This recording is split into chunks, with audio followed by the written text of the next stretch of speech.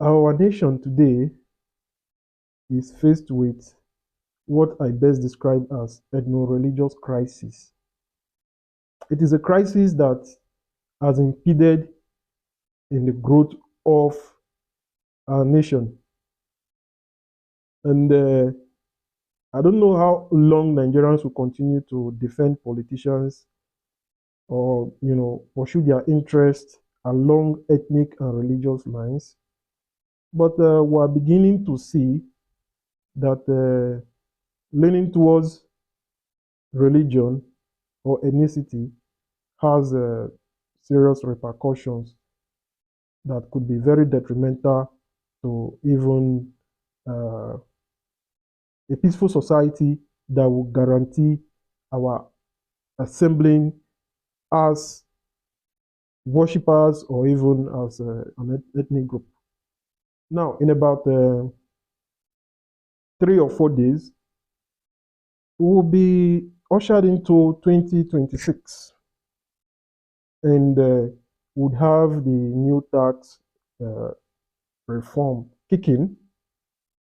This was one reform that at the time it was being debated at the National Assembly, we were carried away by the 60% derivative and the argument that the regions should only, derive revenue from what they contribute. It turned out to be a religious kind of an ethnic war. Those who were saying that the North, because they don't consume alcohol, that they should not be able to access VAT coming from alcohol consumption. And I did warn at the time that we should pay attention, that whatever it is, only people pay taxes. But instead, we were carried away by the idea that, as a matter of fact, this, especially those from the South, that this tax reform was the undoing of the North, simply because, they kink against alcohol consumption. And I did warn again, I did state clearly that should this kick in, even the 60% derivative that, that was the center of argument at the time, should it kick in, that the North could decide to tax every trailer load of agricultural products leaving the North. And it could be, at the end of the day, it would be a burden passed to ordinary Nigerians. So instead of us paying attention to what were the critical provisions of the bill at the time that affect ordinary Nigerian, we were carried away by the 60% derivative that ordinarily should be the concern of the ruling elite. Now, this reform was one that was put together with all manner of lies, and propaganda.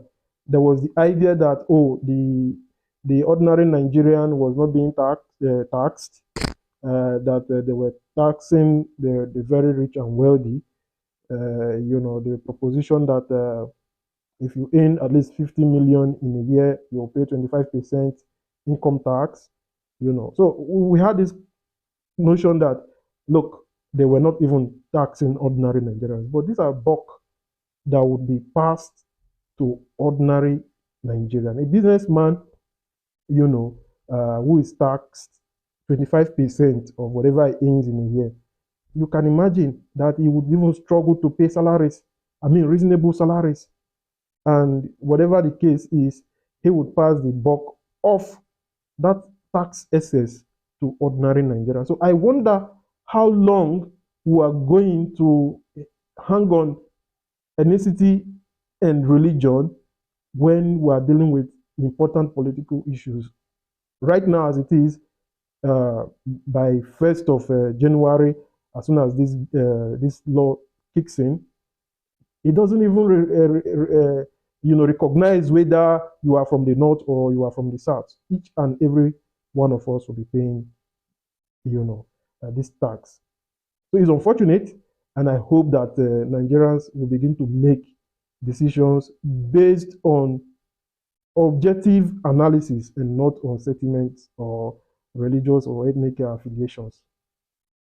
2027 is fast approaching. Are you still going to make the mistakes of 2023 by electing leaders without a convincing plan to address our issues? The choice is yours to make. I'm Francis Onyema, 2027 presidential aspirant.